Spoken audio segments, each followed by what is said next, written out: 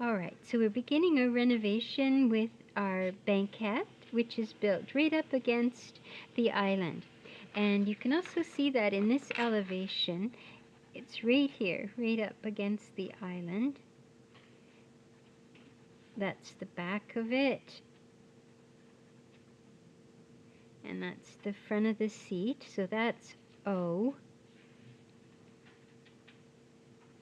And on this elevation, you can see it here.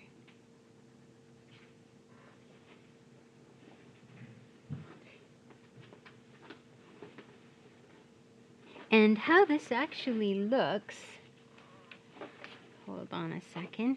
The banquette is against the island here, and it's against the island when in this elevation and on the floor plan. We saw it on the floor plan. Okay, so there that is.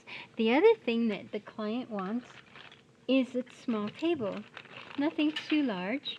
So it's 3.5 feet wide, and the standard 30 inches or 2.5 feet tall. And there's enough clearance here for someone to tuck their legs underneath. Also, with this, someone could draw the 2 stools from the end of the island over and use them with the table as well. So that's our table here and our table in this elevation.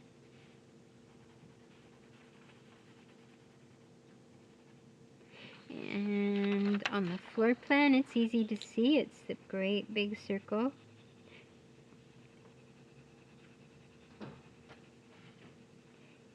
The other thing the client wants is a wine refrigerator. So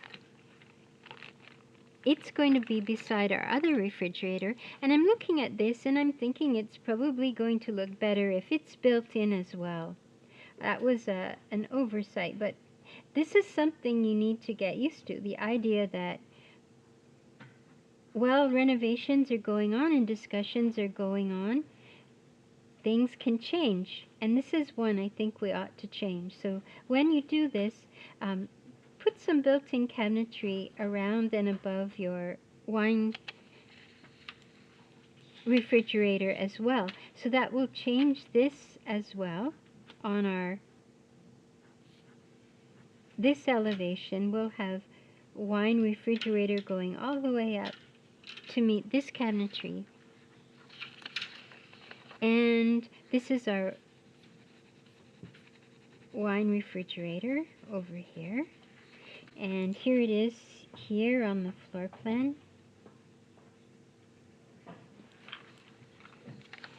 And over here, we can see it over here.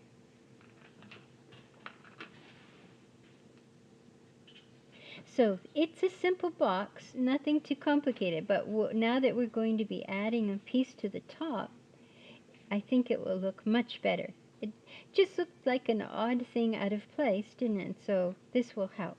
That's going to make it look as if it really belongs here.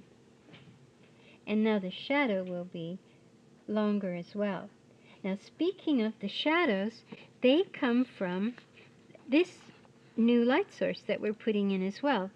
There is a lot of task lighting in this room, and we do have those skylights, and there's task lighting here as well.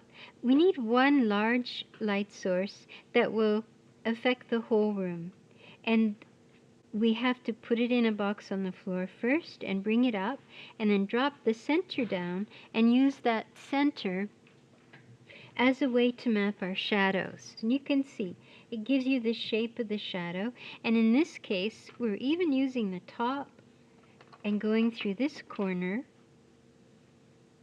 and finding the length of the shadow.